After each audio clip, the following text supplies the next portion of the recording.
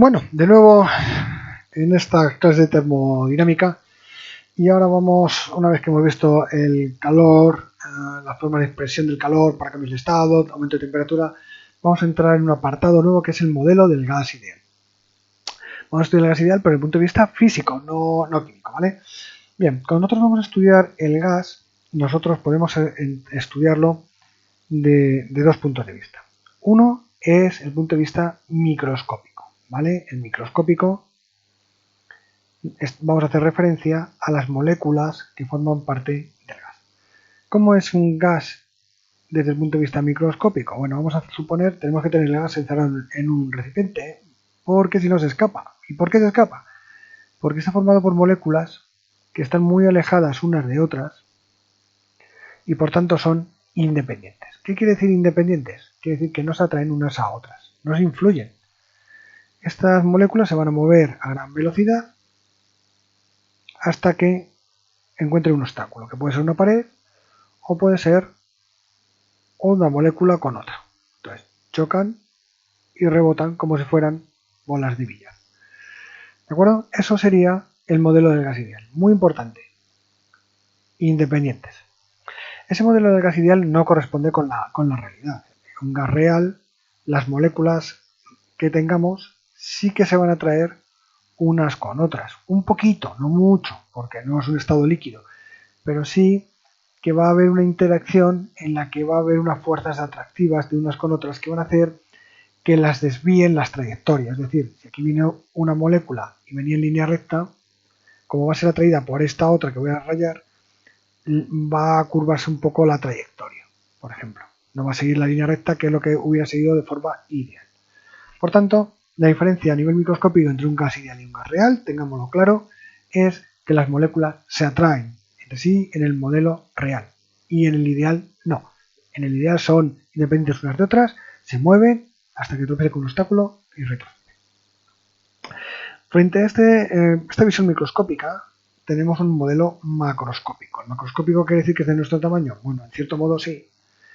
Lo que nos quieren decir es que nosotros vamos a caracterizar el gas con unas magnitudes que sean de nuestra escala y que podamos nosotros medir. Esas magnitudes que nosotros vamos a medir las vamos a llamar variables de estado. Primero porque pueden variar. Variables, variar. Bueno, no voy a empezar el festival del humor. Vale, variables de estado. Esas variables de estado que se modifican se llaman de estado porque nos permiten decir cómo está el gas. Nos permite caracterizar cómo está el gas. El gas puede estar caliente o frío. Vale, pues ¿cómo vamos a ver si está caliente o frío? Con la temperatura. El gas puede ocupar mucho espacio o poco espacio. El volumen. Puede estar muy comprimido o poco. La presión. Y puede haber mucho o poco gas. El número de moles. Entonces, con estas cuatro variables, nosotros podemos determinar cómo está el gas a gran escala. Es decir, nosotros tendríamos aquí un baloncito, un globo, ¿vale? Y aquí dentro tendríamos el gas, pues sabiendo la presión, el volumen y la temperatura, pues podríamos, y el número de moles, podríamos caracterizar el gas. Y eso sería el modelo de gas ideal macroscópico, en cierto modo. ¿Por qué? Porque lo que nos va a interesar es ver cómo dependen estas cuatro variables entre sí. Para estudiar cuatro variables entre sí, lo que tenemos que hacer es dejar dos constantes. Es decir, dos variables de control que no cambien. Por ejemplo, vamos a suponer que dejamos la temperatura y el número de moles. Entonces nosotros nos quedan presión y volumen y vamos a dejar que una cambie, ¿vale? Que ésta se modifique a nuestro gusto, es decir, que sea la variable independiente. Y esta es la que va a sufrir los cambios de la presión. Va a tener que jugar a la música que ponga la presión. Es decir, va a ser nuestra variable independiente. No va a cambiar de cualquier manera. Van a cambiar de siguiendo una determinada ley matemática, en este caso la ley de Boyle-Mariotte, que nos va a decir que el producto de la presión por el volumen va a dar un valor siempre constante. Y esta es la ley de Boyle-Mariotte.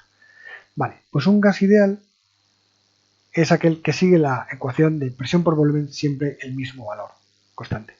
¿Qué pasa con un gas real? Que no va a ocurrir. Presión por volumen casi va a dar siempre el mismo valor, pero casi, no siempre. Bueno, pues cambiando la pareja de variables de control, tendremos otras leyes que son las leyes de los gases ideales. La presión partido por la temperatura es otra constante y el volumen partido por la temperatura es otra constante a su vez. Esto ocurriría cuando el volumen es constante y el número de moles, y esto cuando la presión es constante, así como el número de moles. Entonces estas tres leyes son las leyes de los gases ideales y la cumplen los gases ideales. Los gases reales intentan seguirlo, pero no. ¿Los gases ideales existen? No. ¿Los gases reales existen? Sí, los reales sí.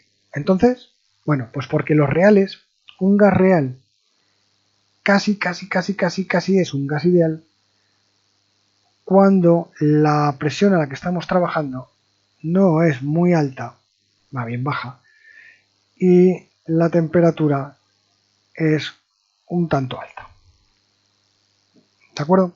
Entonces, en esas condiciones, el gas ideal y el gas real tienen un comportamiento similar.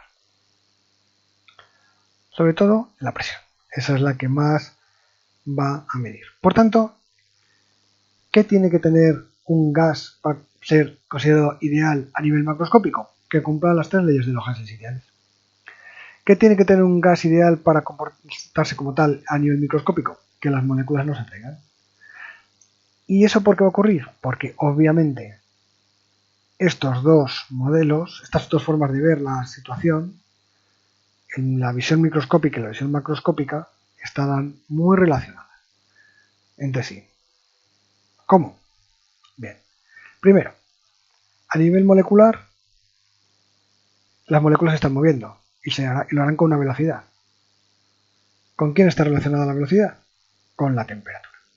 A más temperatura, más velocidad. ¿Con quién está relacionado el volumen? Pues con el espacio que tienen para expandirse el gas, claro. ¿Y la presión? La presión es el efecto conjunto de los choques de las moléculas contra las paredes del recipiente. Entonces, a más choques, más presión, efectivamente. Si la presión aumenta es porque a nivel microscópico los choques o aumentan o se hacen más violentos. ¿De acuerdo? Entonces, sí que existe esa correlación entre características desde el punto de vista microscópico con las variables de estado desde el punto de vista macroscópico. Se complementan las dos formas de verlo. ¿De acuerdo? Bueno, pues hemos definido también de paso lo que es una variable de estado, ¿vale? Son variables, magnitudes medibles de características, temperatura, volumen, en otro objeto puede ser la densidad, y que nos permiten determinar cómo está el sujeto, el sistema que estamos estudiando. En nuestro caso del gas, recordad, presión, volumen, temperatura y cantidad, que es el número. Un saludo y hasta luego.